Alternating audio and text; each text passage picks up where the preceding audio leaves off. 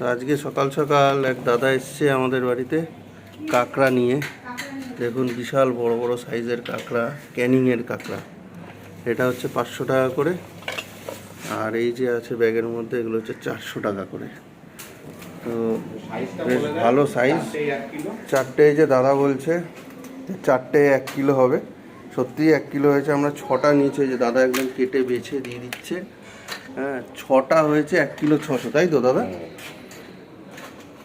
বেশ ভালো সাইজ, এরকম সাইজ খুব একটা পাওয়া যায় না। তো দাদা একদম পরিষ্কার করে ঘিলু ঠিলু দিয়ে বেছে আলাদা করে দিয়ে দিচ্ছে।